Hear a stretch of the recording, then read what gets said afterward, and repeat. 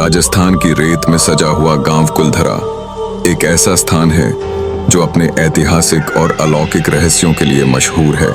यह गांव जैसलमेर से कुछ किलोमीटर दूर स्थित है, जहां सूरज की रोशनी अंधकार के साथ धीरे धीरे मिलती है। दिन की रोशनी के समाप्त होते ही गांव की सन्नाटी में एक अजीब सी हलचल महसूस होती है।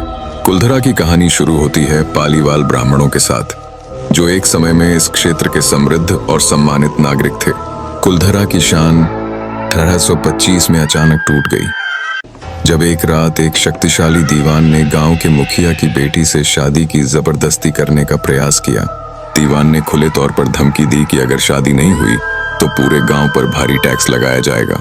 उस रात गांव में पक्षी की तरह बसे लोगों के दिलों में भय का विष घुलने लगा और उन्होंने संकट का सामना करने का निर्णय लिया।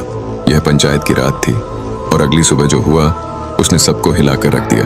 गांव में जब लोग पहुंचे तो उनका सामना एक खामोश दृश्य से हुआ। 1500 से ज्यादा लोग, चाहे बच्चे हों, महिलाएं या बुजुर्ग, सभी गायब थे। न कोई संघर्ष, न कोई लाश, सब कुछ ठीक ऐसे गायब था मानो गांव ने अचानक ही उन्हें भगा दिया था। लेकिन जाने से पहले उन्होंने गांव को श्राप दिया कि जो इस भूमि पर बसने का प्रयास करेगा उसका जीवन बर्बाद हो जाएगा। आज भी लोग मानते हैं कि कुलधरा की भूमि पर अजीब आवाजें सुनाई देती हैं और कभी कभी मोबाइल फोन अचानक बंद हो जाते हैं, जैसे आधी रात को कोई अनदेखी शक्ति सक्रिय हो जाती है। कुलधरा अब एक हॉन्टेड साइट के रूप में जाना जाता है। स्थानीय लोग इस गांव को देखने की इच्छा रखते हैं, लेकिन भयभीत होकर दूर रहते हैं। प्रश्न उठता है, जिस गांव को अचानक खाली कर दिया गया, वहां सामान, अन्न और धरोहर का क्या हुआ?